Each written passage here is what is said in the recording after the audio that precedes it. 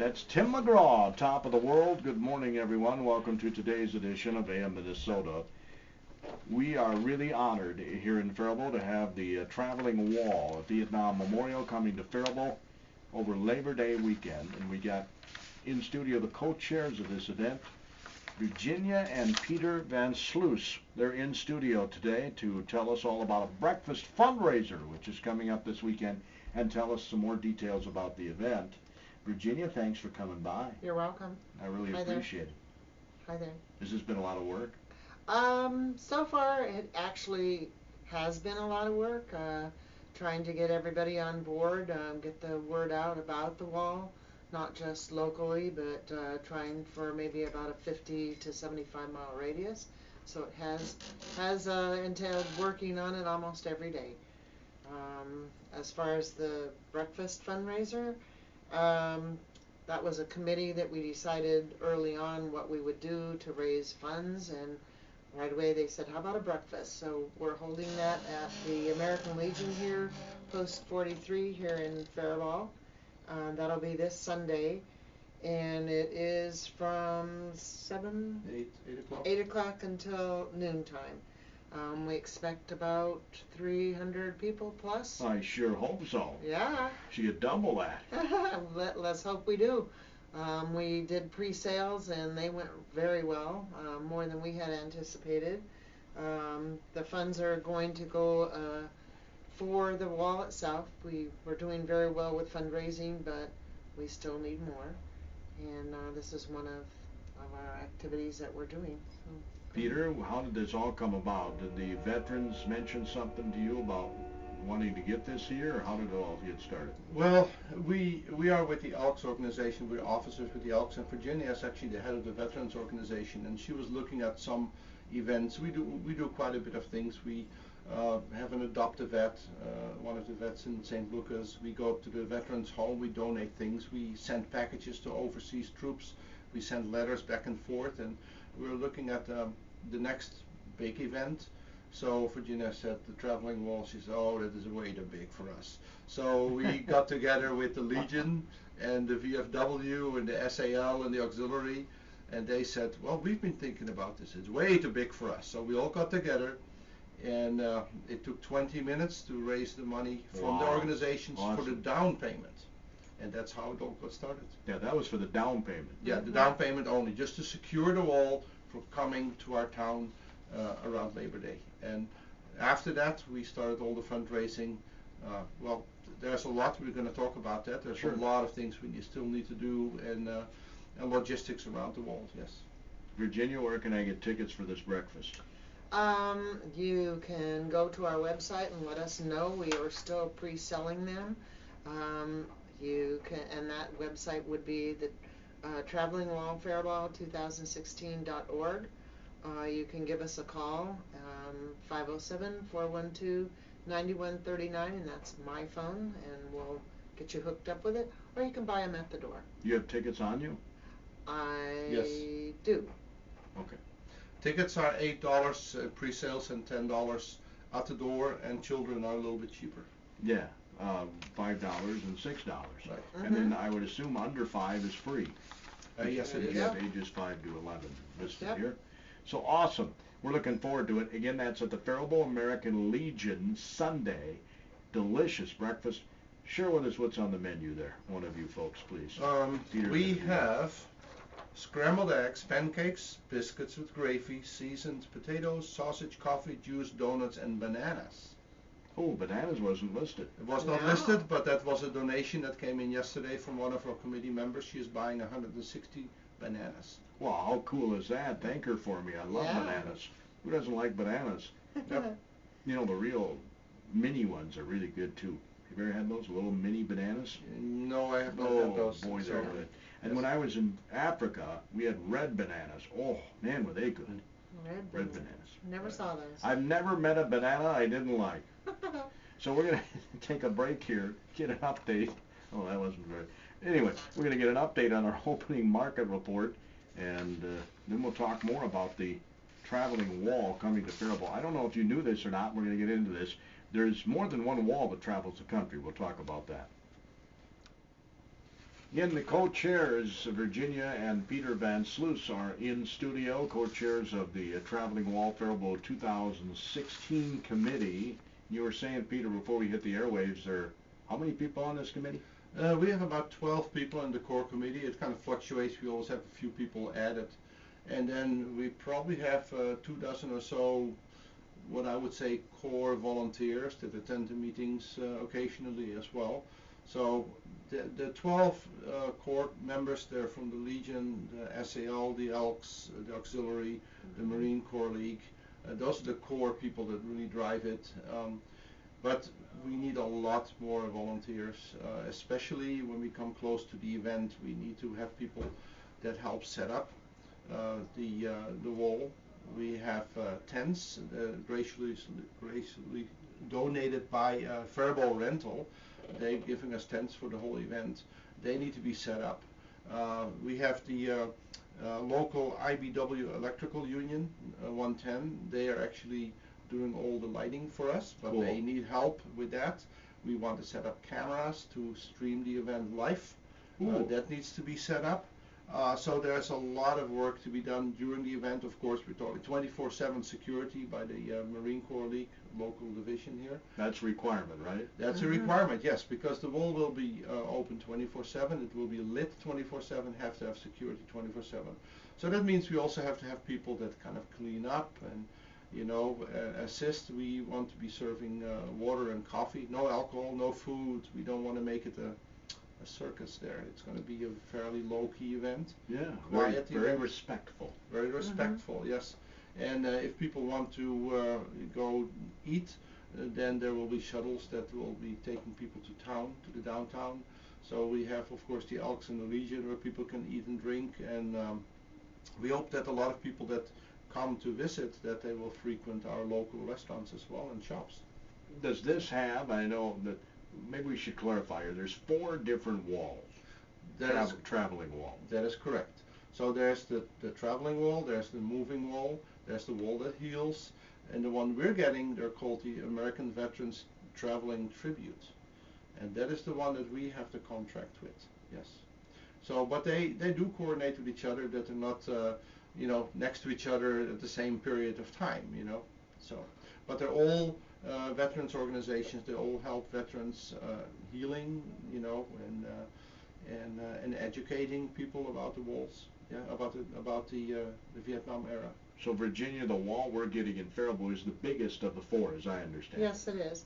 It's almost 400 feet long, and at the height, I believe it's 8 feet tall at the center. So, and it is the one that looks the most like the actual wall in Washington, D.C. Have you been to the actual wall, Virginia? I drove by it on my way to a trade show that I Sure. was doing, but unfortunately did not have the opportunity to get out.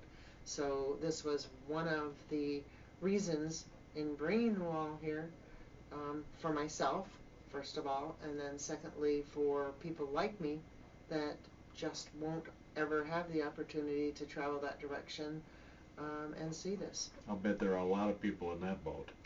Probably so. We're hoping on that, of course, that they'll come out and see this part of history, because as the article that was just in the newspaper, as I said, unfortunately for every generation since mine in the 60s, there unfortunately has been some kind of conflict going on. This, of course, depicts the names of the lost soldiers, men and women, and I don't know what is in store for the conflicts that have come up, but this will give them part of history that they can see. Were you a veteran, Virginia? No, I'm not. No, I wasn't. You're the daughter of veterans. My father was in World War II and the Korean War, and I had a lot of friends that and colleagues in school that went off to the Vietnam War. Most of them came back, some didn't, and it's a pretty humbling experience to find their names on the wall, knowing that you either grew up with them or you sat next to them in school. My last name started with an F. The young man that that did not make it back. One of them has started with a G, so all the way from junior high up through high school, we were almost in every class. And when you heard about him not making it back and then see his name there, it's like, you know. Get a flashback, and Very. actually very it's nice in that respect. Right. There's 58,232 names on that wall. On all the real wall and all the replicas, they're all the same. They're organized by date that they died. So it's a little hard to find it, but we will have one of our tents. It's going to be our customer service tent. So what we'll have there, we'll have books and we have online computers. If somebody comes up and says, I'm looking for John Smith, they'll tell you right where it's at. They tell you, yeah. And if there's 5 John Smiths, okay, where was he born, you know. And then what you will hear is the panel number and then the line where that person is listed. And you have the same number of panels that they have in our nation's capital. Absolutely, yes. And then since the names are engraved, what we can do is we can give people a little piece of wax paper and a crayon, and you will see people that come up to the wall, they touch that paper against the wall and they rub it, and then they make an imprint of the name. So we will be providing the paper and the crayons as well. There's no cost for this. There's no cost. It's everything that we do there is free. That's why you're doing this fundraiser Sunday. That is absolutely, yep. Yeah. And one of the things that we're doing this fundraiser and also ongoing is T-shirts, and I brought one with me. Oh, how much are they? These T-shirts are $15. So on the front it has the flag of the Vietnam troops, and then it says Vietnam Memorial, never forget 58,282, the numbers. And on the back it says Vietnam Memorial, Faribault 2016, Rice County Fairgrounds, August 31st, September 5th. And then isupportthewall.org, which is your shortcut for going to our website. And we brought you a T-shirt. So there you go. Look at so that. these, Awesome is that? as I said, these T-shirts, all the money that we raise from these shirts will go to the wall. We've already had requests for long sleeve T-shirts, and we're going to be doing that as well soon. But they will be sold at the event and through our website as well. And we should say that the funds that we are raising to help bring the wall here, do some of the things with the wall, printing of the programs, things of that sort, any funds that are raised and left over, the core committee will meet after the wall has left, and we are going to be donating to several veteran causes. So the money that comes to us is definitely going to help bring the wall here and help through that time period for the 5 days. But we want the general public to know that anything donated and left over is definitely going back to a good cause for the veterans, and it will be decided amongst the core people, and then the public will know where the donations went. Will there be music at this event, or is it totally silent? We are still talking about the details for the program, but we're talking things like reveille, somebody playing reveille in the morning, taps in the evening, during the opening event. So we're going to have a soft opening.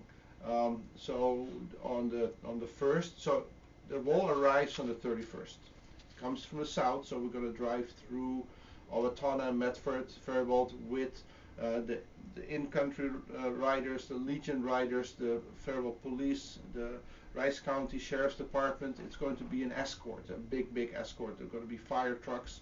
Hopefully people are going to line the streets with flags. I would hope so. So that's going to be on the 31st. So on the 1st in the morning we're going to set up the wall, and then around lunchtime we will do what we call a soft opening.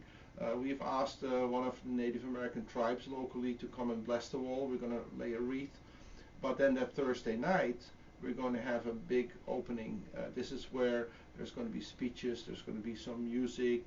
We have the Liberty Bell that will ring. We may have gunshot salutes, things like that. So, and then during the day it's going to be quiet. As I said, we have taps, we have reveille.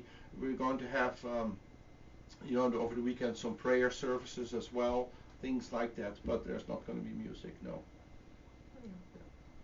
Needs to be somber. Pretty much, and that's in respect for those who lost their lives, and also for the people that will be coming to the wall to view it. And that's pretty much what we've decided. So the music, as Peter said, is going to stay mostly with the opening and the closing. I should have looked this up, Peter, but you're a man that knows a lot of details about a lot of stuff I know. You know how many Minnesotans are on this wall? Virginia just did a list on that.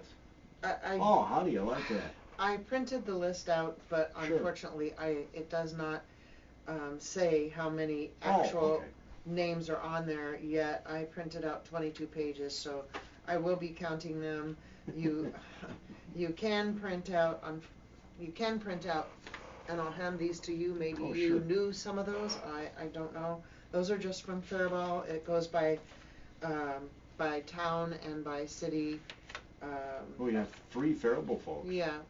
So we will be counting these out because I do want to see if I can't take these to the local print shop and have them print up panels for us so people can quickly identify if there was somebody from Minnesota that they're looking for. Yeah, from Faribault we have Gary Lee Burke, a private first class in the U.S. Army, born September 6, 1945, passed April 10th, 1968, is on the wall at panel 49E, line 8. Thomas Dell Eastman, U.S. Army, private first class, born October 5th, 1944, passed May 5th, 1966. It's on the wall, panel 7E, line 30. And Robert Francis Grundman, a major in the U.S. Army, born September 27th, 1928, passed September 26th, 1966. It's on the wall at panel 11E, line 19. I'm sure a lot of other area, Kenyon, Waterville, Northfield, all over the place, right? Right. We actually visited several of these walls just to see how they have been doing this. And a lot of them, they take the local folks and they print them on a little poster board, and then it is being set in front of the panel where they are from. So people that come and visit the wall to look for a specific name, that we can find that there will be a lot of people that just come wandering around and they don't have specific names to look for. But we do want to highlight this. I mean, of course, it's all 58,000 plus people, but it is specific to the southeastern Minnesota that we want to emphasize those names. And we should. Yes. Rightfully so. Yet a lot of people may not have the opportunity to do this. This is really cool. Thank you. That it's coming to Faribault, I think. And hopefully we'll all get out and have a delicious breakfast on Sunday morning. You have to eat anyway, don't you? Yep, absolutely. Might as well benefit somebody else too. We've been selling tickets. People say, well, I can't make it today. I said, oh, okay, you don't have to show up, just buy the tickets. Yeah, there it you is go. all about sponsoring. We have a few other events coming up, not quickly, but we have one coming up in April. It's going to be a motorcycle ride, a car ride, and then we have 3 bands, Jumping at the Woodside, the Rich Runners, and Mr. Peabody. They are donating their performances, cool. So we're going to charge you $20 for the ride, including the band, and $10 to see the bands. And is that out at Harley Davidson, or where is it? That's going to be out of the Legion as well. Okay. And then another event going to be in June. That's going to be a motorcycle ride in a classic car show, again on the Legion, and all the proceeds there from attending will also go to the wall. We have other fundraisers planned. We have somebody donated a large metal flag with an eagle cut out and the stars cut out. We're going to be raffling that off. So there's going to be more things like that. And then, as we mentioned, there's been some major sponsors. First of all, Faribault Foundation is our fiscal sponsor.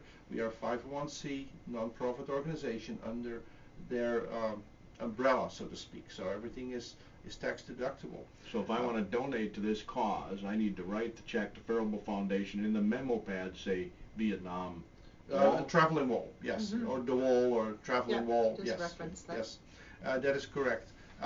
So we actually have a number of sponsors. Julie Fox from Fox Video Productions.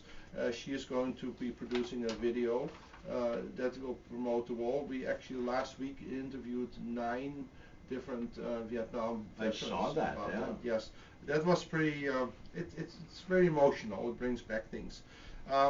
As I mentioned, the IBW Electrical Union is donating. Faribault Rental donating tents. The Grand Stay is donating one whole week of a room for one of the drivers. And then we're hoping that local restaurants will be donating, coupons for the crew. It's a driver and an assistant. We are going to have to provide lodging and food for them, but we're hoping that local restaurants will step up and say, oh, here's coupons, eat here for free. It's all for a good cause. This event is supposed to bring 15 to 20,000 people to town, so the town will benefit from it as well. Yeah, I'm thinking you may get more than that because of our close proximity to the metro.